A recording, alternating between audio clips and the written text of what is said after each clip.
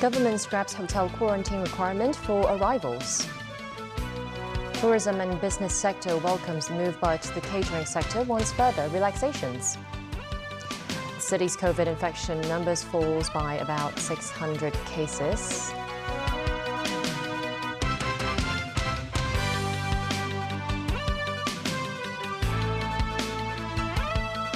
Good evening and welcome to TVB News. The government has announced Hong Kong will scrap hotel quarantine for overseas arrivals. Starting Monday, incoming travellers will only be subject to 3 days of medical surveillance at homes or hotels, but they are not allowed to dine in restaurants during the period. On announcing the decision to lifting one of the world's strictest quarantine arrangements, Chief Executive John Lee explained the rationale behind the move. We want to introduce measures that we are confident of maintaining the control of the overall epidemic situation. The intention is to do it progressively and orderly. That is why we are now introducing 0+3, which is actually quite a big improvement from the 3+4. Starting 6 a.m. on September 26th, incoming travellers will no longer need to show a negative PCR test result valid within 2 days before the flight. Instead, a negative RAT valid within 24 hours will do. Unvaccinated residents can return home, but they will not be given a vaccine pass upon arrival. Non-residents, however, are still required to have at least 2 jabs. On their day of arrival, that's day 0, travellers will have to test negative using RAT. They will also have a PCR test at the airport, but they can just leave without having to wait for the results. Getting an amber health code right away, they can use any means of transport, including public transport, to return home or stay in a hotel of their choice to undergo 3 days of medical surveillance. During the medical surveillance period, they're allowed to go to school or to work if they test negative using RAT every day. But they cannot enter catering premises such as restaurants and bars. With a negative PCR test result, their health code will turn into blue on day 3, their 4th day of arrival. There will be self-monitoring, which include daily RATs and PCR tests. If they're infected within this period, their health code will turn into red, but they may quarantine at home or a hotel, depending on their circumstances. Health Secretary Lo Chung-mau was also asked if quarantine measures could ever be completely dropped. After 3 days of yellow code and the 2 PCR, the risk has become down to 0.6%, which is less than the local situation. But I'm sorry, we don't have any data to say that 0+0 will not lead to a community spread. With an expected rise in the number of arrivals, authorities will increase the frequency of buses and airport express trains if necessary. The tourism sector and business chambers welcome the lifting of mandatory hotel quarantine, but the catering sector wants further relaxation of anti-COVID measures. Christy Khan has more. Following the government's decision to scrap hotel quarantine, returnees to the city will no longer have to worry about the challenge of booking quarantine hotels from next Monday. This woman says she is happy about the new arrangement as she can go home directly after returning to Hong Kong. And this traveler says she doesn't have to spend so much time looking for quarantine hotel slots anymore. The tourism sector welcomes the further relaxation of anti-COVID measures in the city. The sector believes this is a major step forward to encourage more business travelers into Hong Kong. But they said that the resumption of quarantine-free travel with the mainland is also pivotal. Statements released by some business chambers, including the American Chamber of Commerce in Hong Kong and the British Chamber of Commerce in Hong Kong, say they are pleased that Hong Kong has now taken a step to further reopen to the world. Lawmaker Jeffrey Lam, who is from the business sector, said the new arrangements will help bolster Hong Kong's economy. However, an end for hotel quarantine will lead to a problem for the sector. Some hotels say they will have operational pressure as they are going to lose all customers who are supposed to undergo quarantine at the premises. Meanwhile, the catering industry hopes the government can implement the 0+0 model soon. This restaurateur says the catering industry rarely benefits from the easing of measures. He adds he's disappointed that the government didn't further relax the maximum number of diners and banquet participants this time. Christy Khan, TVB News. Local travel agencies expect business to grow after Japan and Hong Kong both announced new measures for inbound travelers. Starting October 11th, Japan will resume visa-free travel and remove its daily arrival cap. Local travel agencies said they have received more inquiries from Hong Kongers about independent travels, but they expect the number of departees will not see a spike, citing the high cost of airfares and accommodation. The city recorded 5,387 new COVID-19 cases today. That's around 600 fewer infections than yesterday's tally. Local cases accounted for the vast majority of the infections, while another 12 COVID patients have died. Timothy Lee has more. A sigh of relief among the city's residents as COVID infection numbers continue to decline.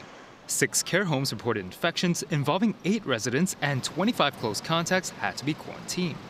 552 infections were reported from 391 schools, resulting in 1-week suspensions of designated classes across 12 schools. Cases involving the BA.5 mutant strain make up as much as 80% of all infections. The 12 deceased COVID patients, 9 men and 3 women, are between the ages of 45 and 93.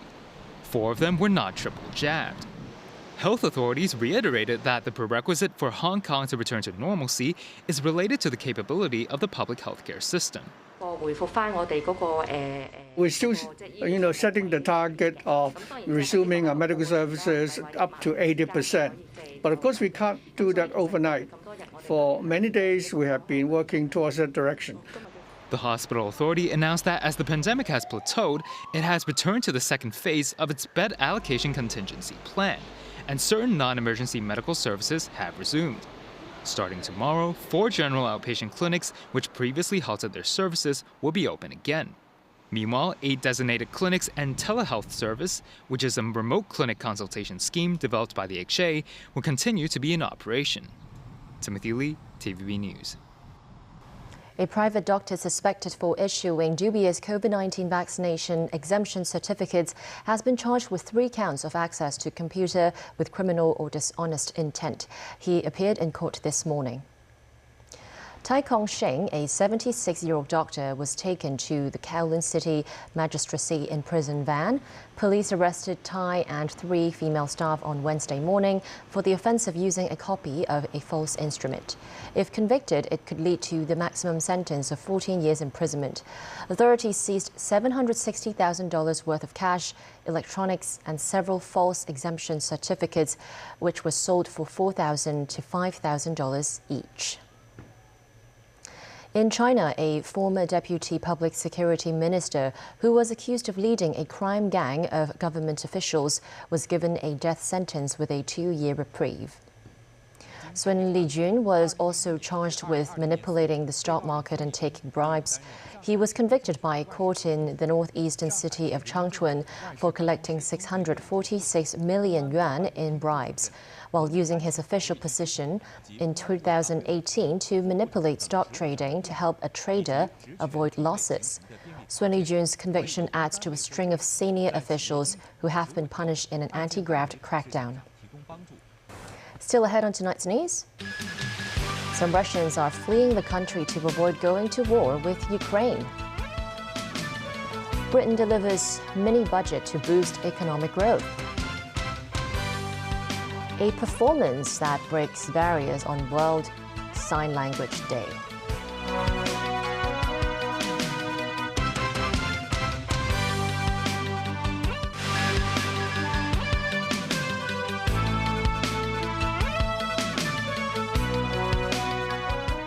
Welcome back. Russian forces have attacked Ukraine military targets in Kharkiv and Zaporizhia, while Ukraine said its military forces continued to hit Russian logistics facilities. Meanwhile, long traffic queues seeking to enter Finland have formed on the country's border with Russia after Moscow's order to conscript 300,000 more troops for the war in Ukraine. Tracy Furness reports. Finland's 1,300-kilometre border with Russia is the largest in the European Union. This Border Patrol officer said the traffic increased throughout the night and during the day. He pointed out that you can travel practically anywhere from here if you have the right documents. When asked if he was afraid of being drafted, 34-year-old Nikita said yes. Yes, I'm afraid. Why are you afraid? Because it's very big mistake for Russia, for Europe, and of course for Ukraine citizens. Viktor Bagreyev is an IT specialist. He already received his call-up papers to register for the military. I need to depart for the army, he says. I was never a conscript. I was never a reservist, and I have no military experience. If I don't go, I will be prosecuted, he laments. Residents of Moscow-controlled regions of the Ukraine, meanwhile, are set to start voting Friday on whether to join Russia in Kremlin-engineered referendums. In Donetsk, feelings are mixed. Elena says Russia has forever been our motherland, and without it, we simply have no one left. Dmitry Orshkin, a professor at the Free University in Riga, says, "This is no referendum. This is no expression of will. This referendum is not even the Crimea referendum, which was consciously unlawful." Russia announced Thursday that its troops attacked Ukrainian military targets in Kharkiv and Zaporizhzhia. Russian Defense Ministry spokesman Igor Konashenkov said the Russian Air Force used high-precision weapons to strike targets such as temporary deployment points of Ukraine troops and foreign mercenaries. Russian forces also attacked Ukraine's mechanized brigades in Kharkiv and Air Mobile Brigade in Kherson. And Ukraine's Southern Command said Ukrainian forces continued their blockade operations over the past 24 hours, striking Russian military equipment, logistics, transportation and command structures. Tracy Furness, TVB News. Foreign ministers from the UN Security Council took part in a high-level meeting on the Ukraine war on the sidelines of the United Nations General Assembly. Chinese Foreign Minister Wang Yi said all efforts conducive to resolving the Ukraine crisis should be supported. Daniel Rao tells us more. Foreign Minister Wang Yi told the United Nations Security Council that China's position on Ukraine is consistent and clear. He said President Xi Jinping has pointed out that the sovereignty and territorial integrity of all countries should be respected. Wang added the legitimate security concerns of all countries should be taken seriously and that all efforts conducive to resolving the Ukraine crisis should be supported.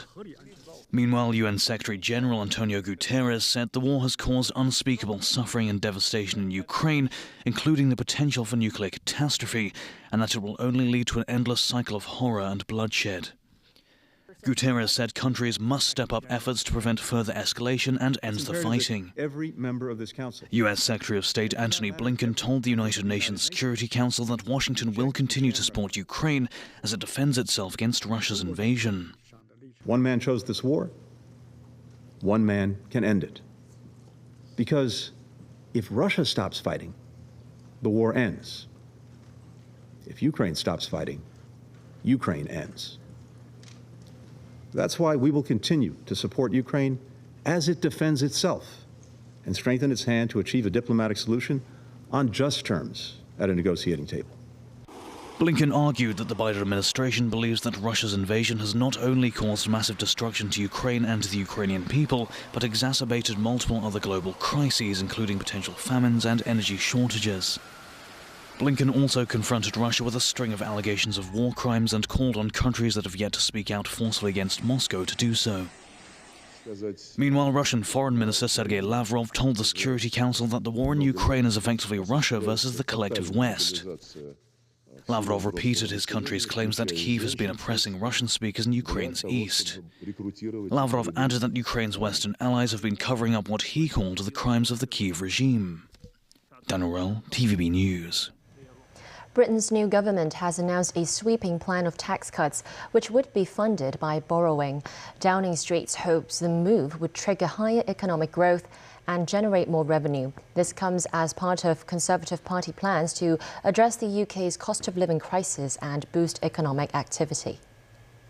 From April the 23rd, we will have a single higher rate of income tax of 40%. This will simplify the tax system and make Britain more competitive. It will reward enterprise and work.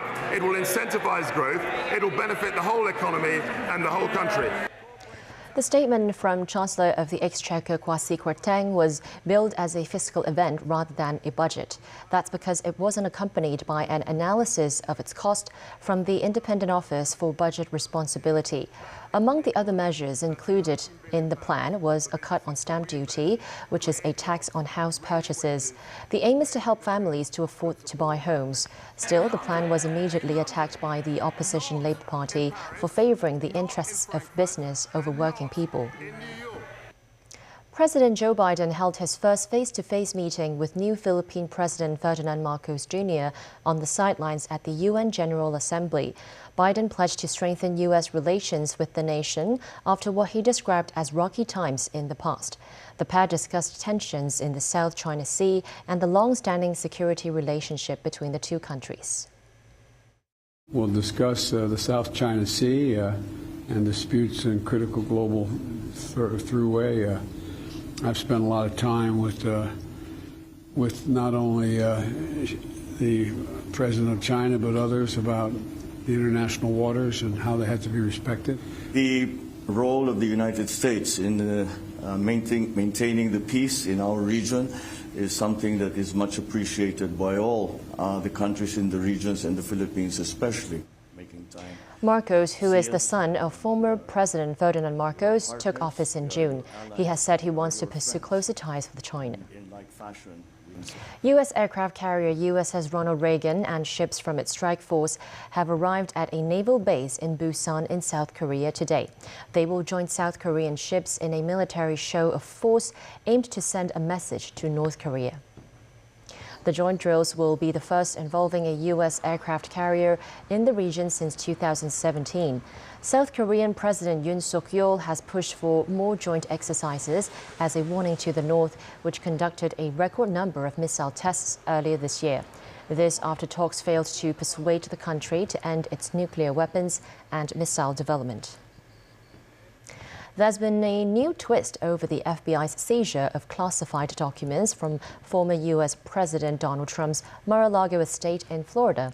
Trump said, as president, he could declassify documents just by thinking about it. This report from NBC News. Tonight, the latest legal setback for former President Trump. A federal appeals court ruling the Justice Department is free to resume reviewing 100 classified documents seized from Mar-a-Lago, reversing an earlier decision by a federal judge that had blocked the government from examining those materials. Mr. Trump overnight insisting he declassified the records, an argument his lawyers have not made in court. There doesn't have to be a process, as I understand it. If you're the president of the United States, you can declassify just by saying it's declassified, even by thinking about it. But the appeals court brushed off that argument as a red herring, saying the documents are still government property, whether or not they were declassified.